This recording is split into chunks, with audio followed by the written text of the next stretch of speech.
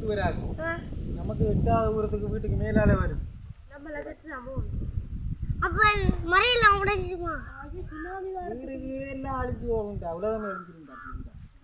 மனுஷனே அழிஞ்சிரும். எல்லாம் அழிஞ்சு திருப்பி கடை உடைஞ்சு திருப்பி வர வேண்டியது.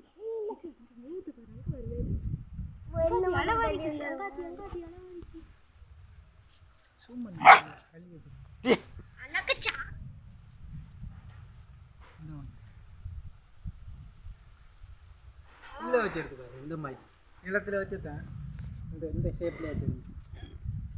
நல்லா இருக்கு.